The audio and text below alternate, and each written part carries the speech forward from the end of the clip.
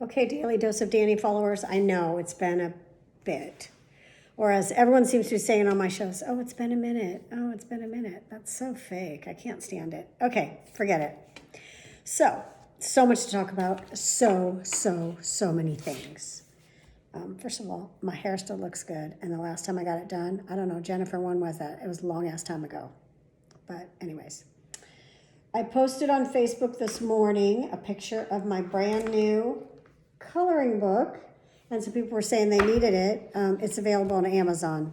It's called the Swear Word Coloring Book. And I'm going to get some pencils, colored pencils, and color. So learned a new word today. It's called acedia. It's Greek. I believe it's pronounced acedia. It's a reaction that we have when we're isolated physically and socially. It's ancient, goes back to the time of the Greek monks and a reaction they had to being isolated. So in order to make yourself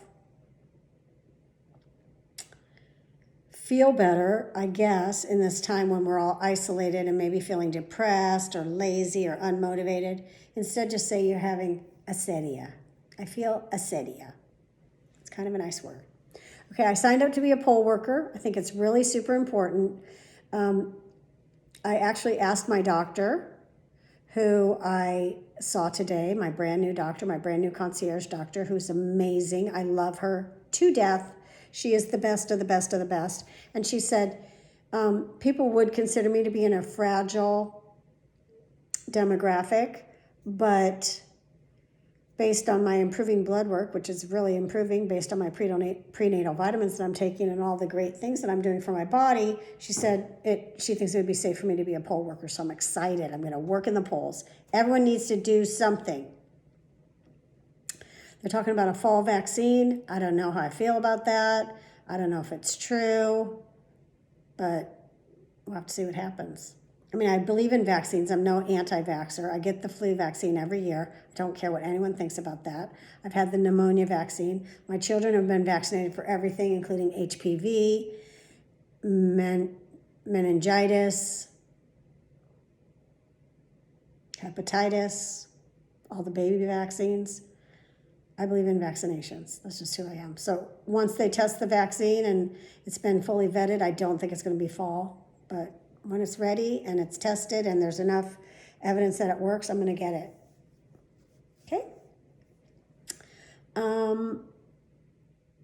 I'll talk about Nancy Pelosi, but only for a second, just to say that sometimes things happen and I find myself surprised at how naive I am. I literally read the story. Obviously, it happened here in San Francisco, so it's all over my news. I never for 1 second thought that it was like a political setup.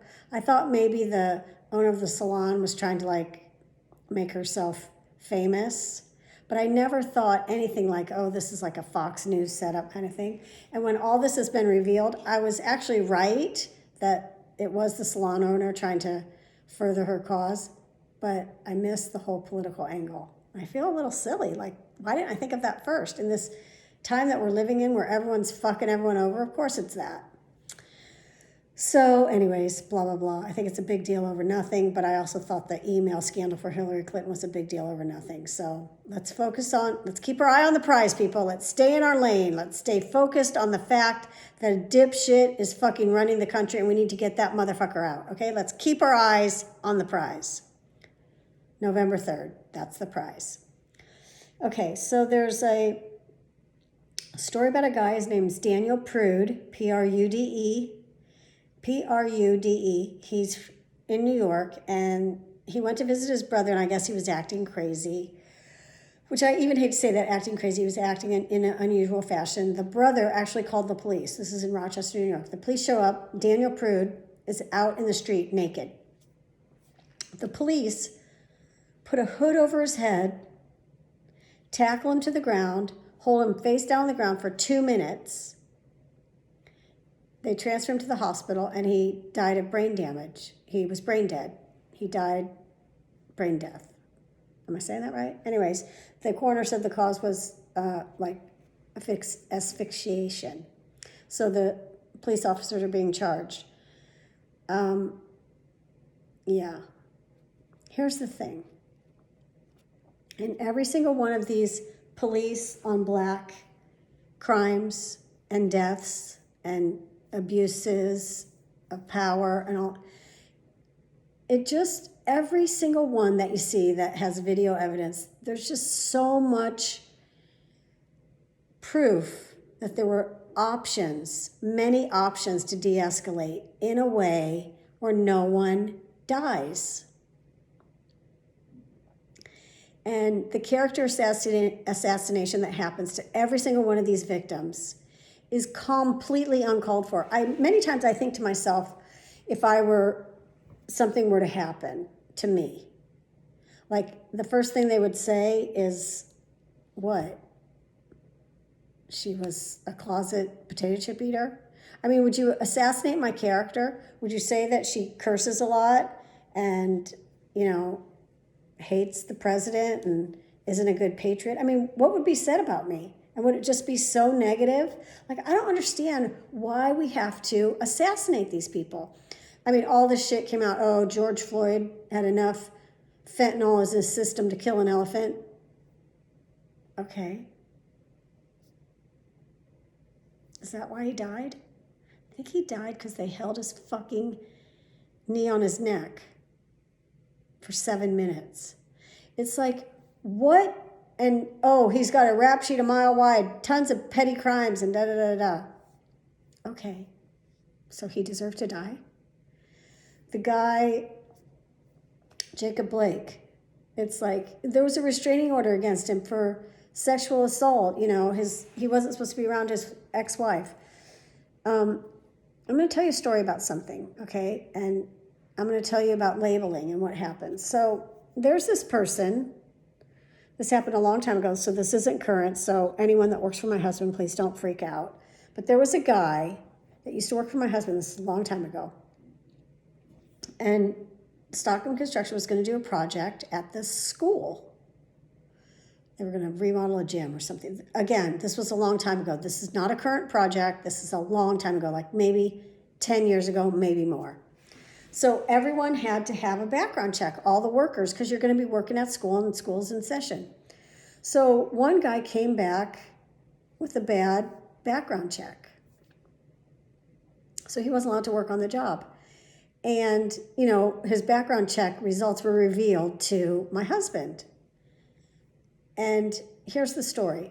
So the guy was 20, and he had sex with a 17-year-old girl. They were in a relationship, and he had sex with her. And her parents went fucking high and to the right, as most parents of 17-year-old girls would if their daughter was sleeping with a 20-year-old guy. But they charged him with statutory rape, and he had to register as a sex offender, and that's for life. So now he's like a 40-year-old guy working a construction job, married with kids, and he came back dirty on this background check because he's a registered sex offender. So now I'm going to personalize it. So one time, my daughter was interested in this guy. They kind of had like a thing, a small thing. It wasn't a physical thing, but I feared for that. She was 16, he was 19. And I was crazy in my fear. And I said things to my daughter like, if you have sex with him, I will ruin his fucking life. He will be a registered sex offender for the rest of his life. Now, my fear was so big, my rage, everything was so big that I really believed that I would do that. But when I think about someone like Jacob Blake and this guy that used to work for my husband, he doesn't work for him anymore, this guy that used to work for my husband, and how something that happens in a couple relationship, despite ages, could label you for life if, like the 17-year-old girl's parents didn't like this guy or this relationship. They ruined his life. His life is ruined. Not in a daily way, because he's married and has kids and has a probably successful job somewhere, but there's a label affixed to him. So I'm talking about Jacob Blake. I don't know the details, but I know that it was like aggravated sexual assault. But it was aggravated sexual assault against his wife, the mother of his children. So here's how this can go too. I know many people have gone through messy fucking divorces, and some vile things have been said about the person that they were divorcing. Things like, because you want to assassinate them, because you want to be rid of them. And anger and fear do horrible things to people. And you can say things like, oh my God, he used to always force me to have sex, or whatever. Do you know what I mean? And like, you don't want him around, so you get a restraining order saying that you're afraid of him. Do you get where I'm going with all this? Like, you could ruin someone's life could be ruined. Their character could be assassinated. And when they die by the hands of dirty fucking cops, and you bring this out into a spotlight to further assassinate the character of someone who died through no fault of their own. Do you know what I mean? And again, many options, many opportunities to de-escalate situations. There's another one, the guy in Walmart, which I just saw the video of this last night on the news, and I was like, what the fuck? So there's a guy in Walmart, a young guy, he's young. I wish I could remember his name right now, and it's bugging me that I can't, but I have memory problems. So he's a fairly young guy, and he has a baseball bat. Somehow they called the cops. Someone in Walmart thought that he was being threatening. So he's got a bat, and he's like smiling and kind of joking around, swinging the bat around. I don't know what his intention was. I don't know what he was saying because there's no audio. But two cops are there, and they both use the ding. What is that? Is that a taser or stun gun? I don't know where the wires come out. Stun gun, I think. Taser? I don't know. Anyways, they both do that to him. So you can see the wires on him, and you can see him like doubling over and stuff. He's still got the bat in his hand, but think about it. Like if you're getting, you're tensing up, you're not releasing. Do you know what I mean? You're tensing up. So he's holding tight to the bat, but he's tased, like or stunned or whatever that is. And he's going over, he's bending over, he's falling forward, and they still fucking shot him. One cop fucking shot him right in the goddamn chest. He was less than 5 feet away. They were less than 5 feet apart. That's fucking bullshit. That is murder. Plain and fucking simple. Oh my God, this stuff gets me so riled up. All right. Zip, done. I'm off that subject. Tom Seaver died, the pitcher for the Mets. Probably will go down in history as one of the greatest right-handed pitchers ever. He was 75. He had COVID as well as Alzheimer's. He lived right here, like close by in Napa. He had a winery and everything. Let's talk about that too. There's a whole fucking conspiracy theory going around. I've seen it on Facebook. I've seen it everywhere. That the COVID death numbers are being manufactured because many of these people died of underlying conditions. First of all, that's fucking bullshit. Obviously, many healthy, robust, never had a problem in their life, people who get infected with COVID, many of them, most of them, the majority of them recover. If you have COPD or cancer or leukemia or acute asthma or a heart condition, or you're painfully overweight, or you're diabetic, and you get COVID, you're going to die probably. And the fact that you have these other conditions and that they contributed to your death, you still died from fucking COVID, okay? You were at home with COPD using your oxygen tank. You were at home with your coronary heart disease living. You were at home, 600-pound life on TV, still alive. You were at home managing your type 1 diabetes, type 2 diabetes even. You were managing your life. You got COVID. You fucking died from COVID. Yes, you had an underlying health condition, but that's why you died from COVID. The conspiracy theory is upside down. The numbers are not wrong, okay? There's probably more people that died from COVID, and they attributed it to something else. When I had my stroke and I had septic pneumonia, and I was literally maybe going to die, I was in a really fragile, compromised state. If I would have died because we didn't know about COVID, they would have said she died from complications from a stroke and septic pneumonia.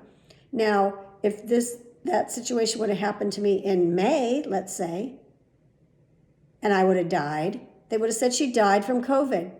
So don't get it twisted, people. COVID deaths many times have an underlying condition. They died from COVID, okay? Snap out of it. We're shut down for a fucking reason. This virus is virulent. This virus doesn't care who you are. This virus doesn't care about your age, your status, your physical health or lack thereof. The virus is fucking out there and it will get you. And before anything good comes of this, any vaccine, anything, many people that you know will be positive for COVID. Will they die? I don't know. Will they be in the hospital? Potentially. Will they be fine with no symptoms, asymptomatic? Probably. But you're going to know a lot of people that tested positive. COVID-19 is horrible. Wear a fucking mask. Stay away from people. Do not go to large gatherings. Fuck. Give me a break. Okay. Everyone knows I love libraries. My sister's a librarian. Libraries are the best. Okay? So there's a whole thing. This guy wrote this article and it was like lauding libraries. And one of the things he said is that libraries have always been like a polling place. That's very common. Well, some libraries now are going to have secure ballot boxes where you can drop off your early voting ballots. That's a great thing. Here's the thing about libraries. 3 things, 3 reasons why they'll always be popular. They're open to everyone, they're nonpartisan, and they're free. Oh my gosh, when this is over, we should just all go to the library. Just sit there. Don't you just want to sit there surrounded by books and smell them? I do. Okay, so there's also another thing that I read today, which is these people that you need to follow on Instagram to make you feel better for your mental health. I'm going to give you some of their names. One of them is Tabitha Brown. She has this beautiful, soothing voice. She's also vegan and shares a lot of cool recipes. Tabitha Brown is one. Next one is Young Pueblo, Young, Young Pueblo. He's a good one. Lala Delia, Lalah is her first name, Lala. Her last name is Delia, Delia. Okay, these are people on Instagram that you should follow to make yourself feel better. Hannah Daisy, classic spelling of Hannah and Daisy. Lauren Ash, Lauren Ash, A-S-H, classic spelling. Roderick Covington, Roderick, R-O-D-R-I-C-K, Roderick Covington, classic spelling. And notes from your therapist. There's a lot more. There's like 15 or 20. This is 1, 2, 3, 4, 5, 6. This is 7 of them. But those are good ones. It's a lot to take in. And I don't know if you guys take notes when you listen to me, like I take notes before I look at my calendar. I've lost my mind. Why don't I just take out paper? Does anyone know the answer to that question? Look at my pictures for September. This is from our up top here. This is Thanksgiving. These are all the cousins. Is that the cutest thing ever? I just love that so much. We've got all the first cousins and then the 2 little baby second cousins. Then down here we have my sister Andy, Grandy, and her little grandson Declan. And then this is Leah. I don't know what this is, homecoming? I think homecoming because I don't think they had a prom. That's Andrew Lombardi and Elijah. Elijah.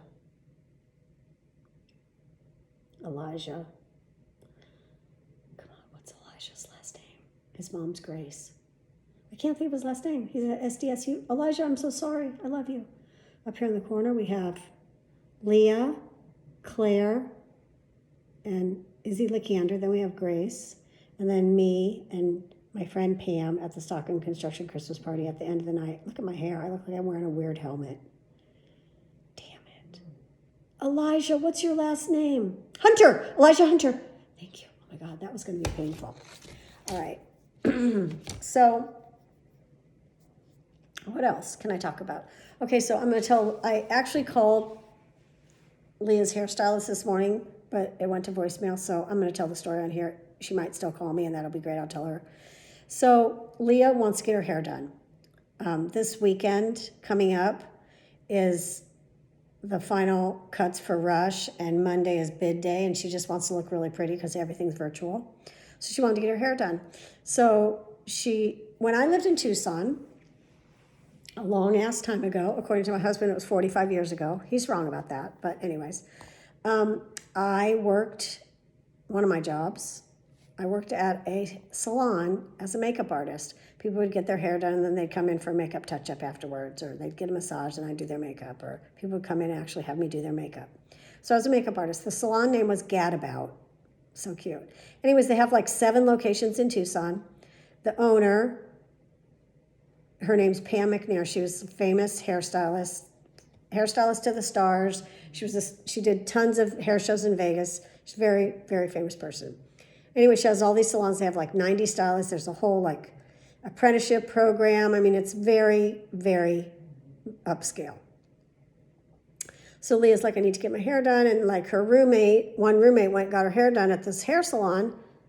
And I'm not going to say the name of the hair salon, but Leah FaceTimed me last night. And she's like, Mom, what do you think? You know, one roommate has blonde hair and Leah has blonde hair. She's like, and apparently they're blonde hair specialists. So I reviewed the salon. I looked it up online. The owner's 21 years old. She graduated beauty school, worked at a salon for like a minute, and then said, fuck it, I'm going to start my own business. So it's her, 2 other stylists, a receptionist, and an apprentice. But she's 21. So I said to Leah, you're welcome to go there. Of course, I'm sure she's perfectly fine. I mean, she doesn't seem to me like she could have that much experience because you got to graduate high school and then go to beauty school. Can you go to beauty school when you're like 14? I don't know. I think you have to be a high school graduate. So do you know what I mean? Like that's 3 years of business. Maybe she's amazing and she's great and you could certainly do that. But I said to Leah, go for the sure thing. Go to Gadabout. I mean, this is like an established 35-year-old salon. Like do you know what I mean? Like they've got a lot going on. I already know the system. At least I knew the system then. I think the system's probably the same now. I mean, if you look them up, there's a lot going on. And there's one very close to campus. So I said, call them, make an appointment. Long story short, she made an appointment. She called me. So we FaceTimed 3 times last night. Lots of conversations about her hair and her stress of getting her hair done because she's only ever had one person do her hair, Carla at Moxie. She goes, Mom, I just don't know if I trust anyone else. I said, well, here's the thing. You're in college in Arizona. If you're going to get your hair done, you're going to have to trust someone. So she calls me this morning. She's like, okay, I'm going to do it. I called them. They said they have it opening at 1 o'clock. And I said, I didn't know. Like I kind of freaked out. And I, said, I don't know. I'll have to call you back. She goes, so I'm calling you. I don't know what to do. I go, take the fucking appointment. You want to get your hair done? Get your hair done. So she's like, but I'm stressed. Like she's having a full-on panic attack. She calls, she makes the appointment, then she calls me back. I don't know what to do. What should I do? Carla's the only one that's ever touched my hair. I don't think anyone else can do my hair. And I get that, and I love that. We're all like that in my family. Like we make a relationship, and then we stick with that relationship, thick or thin. We're there. We're very loyal people. I'm glad that my daughter inherited that. But Carla can't do your hair. Carla's here. You've got to get your hair done in Arizona if you really want to get your hair done. You're just going to have to take the leap. So the guy's name is Giancarlo, I think she said, and he's a balayage specialist. So she's very excited. 1:45 is her appointment. Is she there right now? Because I told her I'd think about her. She'll be there in a short bit. Anyways, I thought it was great. Like she was no one can do my hair except Carla, which is a compliment to Carla. Leah's 17, almost 18 years old, and that's the only person she's ever let do her hair. Pretty cool, right? I think so. All right, I think we're done here.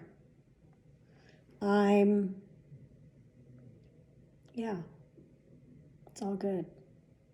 Next week, on the 11th, my husband and I are going to celebrate our 27th wedding anniversary, 28 years together. And I promised to vlog all about how we met and what our first date was like, and it's going to be great. All these things are going to be amazing. Okay? So take care. Drink water. Stay hydrated. It's going to be a hot one this weekend, girls and boys. In the hundreds. Like 105, 106 on Sunday and Monday. Which you wouldn't know because it's smoky and disgusting. It was 61 degrees when I went this morning. I had to wear a jacket.